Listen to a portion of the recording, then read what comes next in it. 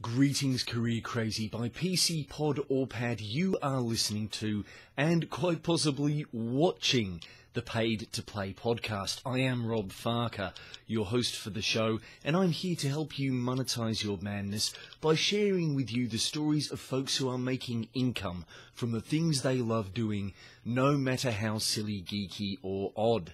Now, once again, I say you might possibly be watching this because, as well as an audio episode, I am recording this one for YouTube. It is 7 o'clock in the morning of Wednesday, May the 3rd, as I record this episode, and I'm going to try and get it up for Thursday, May the 4th. Star Wars Day, May the 4th be with you. Unlike my last Star Wars themed episode, episode 66, where I was talking about shutting the podcast down last year or the year before, this one doesn't really have any particular Star Wars reference. It is just quite simply a quick shout out to you, the listener, the person who comes along and downloads the show every fortnight and pretty much every week for half of last year and a little bit of this year. And I really did want to say a big thank you to you folks, because the Paid to Play podcast cracked a pretty major milestone in the month of April. It passed the 1,000 downloads mark. 1,000 downloads. That is pretty bloody incredible. So I did want to say a big thank you to you folks for making that happen, for coming along in enough numbers and loving the show that you are actually downloading that many episodes of it. So, and it's what makes it particularly amazing is that, of course, I went from weekly to fortnightly in April. I only released 2 chat episodes. The episodes with Ryan Shapples and Dean Rankin, as well as the update that I put out announcing the drop back to fortnightly. So, if anything, I was expecting that the figures might possibly decrease. Instead, they went through the roof. So that is most definitely unexpected, and I am exceptionally grateful to you folks for making that happen. And let's not mince words, you guys did make that happen. I mean, I can put the podcast out every week until the cows come home, but it is you folks who download it and listen to it and keep coming back for more. So, I mean, I'm glad I do what I do well enough that it keeps you coming back, but you're the ones who choose to keep listening, and thank you very much. I do want to try and break those figures down, pardon me, a little bit here. I've got the headphones on just because I am recording this after an editing pass on episode 116 with my returning guest, Saffron Bryant. So with any luck, I might be able to get that up for early access by Thursday as well, but we will see. You've got a few more bits and pieces to do there. So, those figures, according to Blueberry, that's Blubry, the website that does all my podcast metrics and provides the player function built into the site and also organises the RSS feed for iTunes. In April, I got a total of 1,043 downloads of the show, by 1,001 unique sessions. So let's go into a little bit about what that means. Does 1,043 downloads mean 1,043 listeners? I would love it to, but it doesn't exactly. Basically, it means each download is a separate accessing of the file. Based on those figures, I have no idea how those downloads translate into plays, or whether they are even complete downloads of the show, whether someone accessed the website and started playing and before the whole thing could download went and did something else and didn't have the chance to come back until later when they basically restarted the process again by hitting the website. So that leaves the 1,001 unique sessions. Does that mean 1,001 individual listeners? Again, not necessarily. Basically, a unique session is counted as an individual web ID.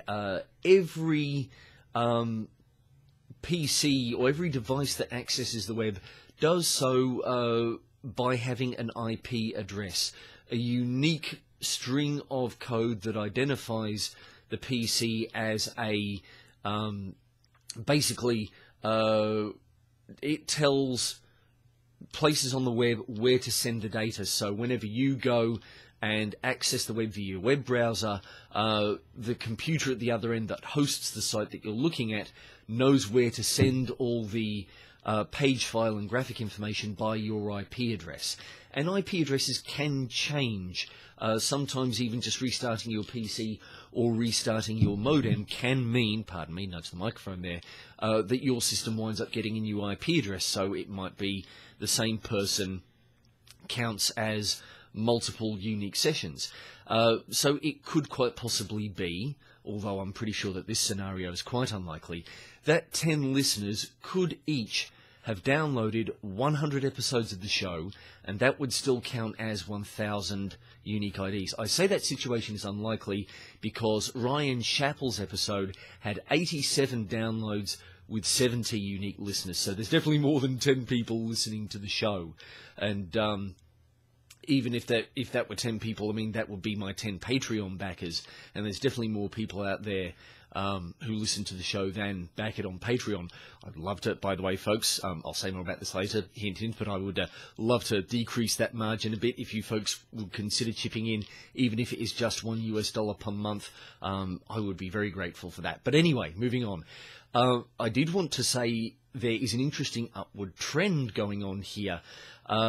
In March, I had 552 downloads with 521 unique, and I am pretty sure that in February I was somewhere around the 500 downloads figure as well, because I remember being quite surprised, I wish I'd actually recorded the figure somewhere, that my March figures had beaten February by a certain amount.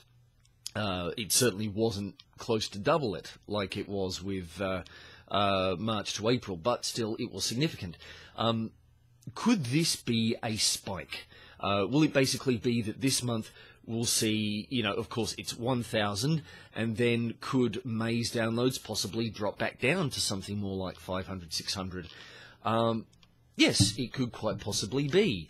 It may well be that the folks who came along and listened for April got all the episodes that they wanted from the show, and they'll listen to them in their leisure, and yeah, they perhaps won't be back for a little while, or they'll just be content with downloading the more ones as they come out. It's hard to tell how many of these people, I mean, obviously with 1,000 downloads, a lot of them have to be new listeners, but how many I will be able to retain, I don't know. I hope most of you folks, I hope that everyone who listened and downloaded an episode enjoyed what I do and dug my vibe enough that they are going to come back again, and also maybe download some past ones as well. That would be fantastic. But still, I'm very happy with those figures. The fact that I even got 500 in March is great. It's fantastic. Okay, I did want to very quickly make a quick note of the top 5 countries, according to Blueberry, who are accessing the website. From 5 to 1, I've got the UK, then Germany, which is quite surprising, especially as this is an English language podcast. I know that English is sort of the de facto language across the globe for international communication, but still. Then following that, Japan. I know I've got 1 or 2 listeners in Japan who I think are expat Australians, but hopefully you folks in Nihon are enjoying the episodes anyway, and I hope that they are giving you guys some value. Then number 2, pretty much to be expected, is Australia. And just above it, number 1, is the United States. So, folks, if you are listening, whichever country you're in, get in touch. I'd love to know where you are. It's great to find out how people across the globe have found this podcast and are listening to it. So get in touch. And again, I'll say a little bit more of that later. But, yeah, once again, I do want to thank you all very much for listening. I am glad and I am grateful to you guys. I used to think that there wasn't much difference between the two, but while glad is very much, it's an internal thing, it's a personal emotion. Grateful at least acknowledges an external source and a reason for the gladness. So I am grateful to you guys for coming along, listening to the podcast, digging it, and coming back for more. I hope these stories are helping you feel a little bit more dangerous, and they're helping you take some steps towards making a thing out of your hobby. I would like to ask you a couple of things. Like I said, please get in touch. I would love you to tell me who you are and where you're listening from.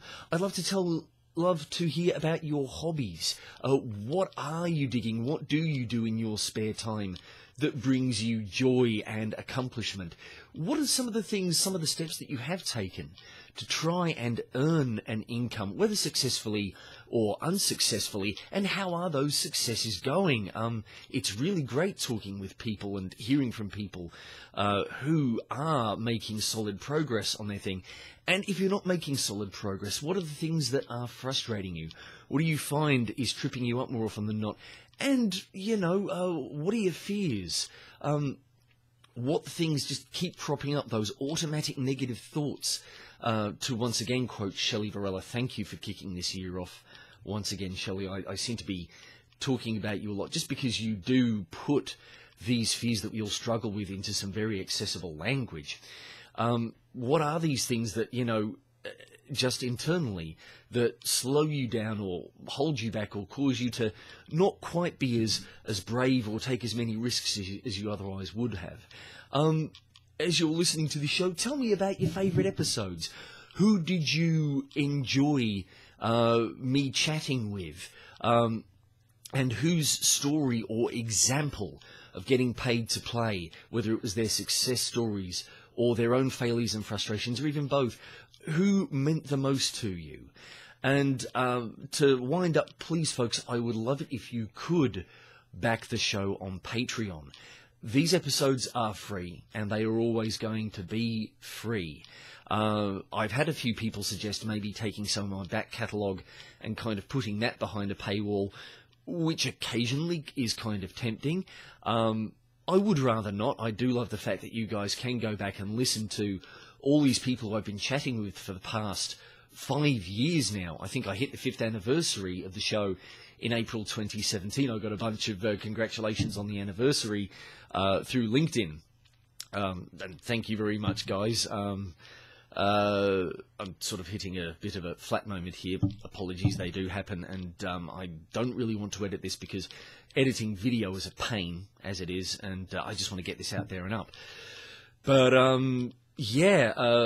I would prefer not to, and I hope that all the back episodes are evergreen, even if the chats themselves are a little bit old, and it's great to actually have some of the people coming back on, like Saffron saying, hey, how about we record a new one? I'm hoping to get a couple more previous guests back on the show. We'll see how we go there. But if you can back me on Patreon, it will help me keep those episodes available because they do take up browser space. And my web host is very generous, but I don't want to have to kind of mooch off his generosity, if you know what I mean. And I'd also like to finance my own paid-to-play projects, have a bit more cash to experiment, try new things, maybe do some live streams, all that sort of stuff. And there is another paid-to-play project in the works for me. I have another podcast project. I've already recorded about 3 episodes of it, and by the end of May, I expect to have another 4 in the can. And I need to do a little bit more development work, look at website presentation, setting up that project's own Patreon page. So I hope to have it ready by the end of May. If not, it might be a little bit later. It might be the end of June, just trying to work out my time commitments. But yes, heck, if you can back me on Patreon, if you can put a bit more cash my way, it will help me invest in things like outsourcing elements of both this show and maybe this second podcast I'm working on, hiring audio editors, website artists. I think I've already mentioned in the backing goals for Paid to Play on Patreon. I'd love to officially hire Scott Doucette of the Podcast Bay Show, whose full-time gig is editing other people's podcasts, to edit Paid to Play, and maybe this other show as well, and get that load off of me, and give me more time to pursue projects and research guests and all that sort of thing, and just make more awesome stuff for you guys.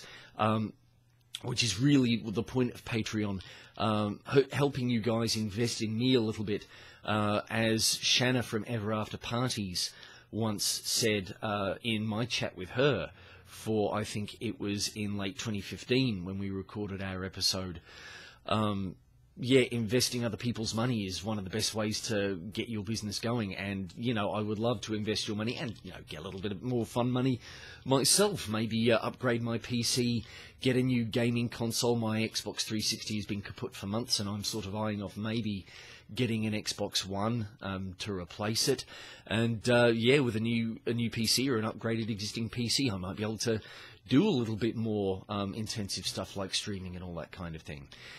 Anyway, I think it's about time that I quit rambling on, especially as I've hit 15 minutes and I was hoping to do less than 10. So my apologies for the extended length of this video. If you've stuck with me for this whole thing, thank you very much. So I'm going to wrap it up here, and I am just going to say that once again I have been, am, and hope to continue being for a considerable time to come, Rob Farker, your host for the Paid to Play podcast, asking you to be a little dangerous and stop hiding yourself.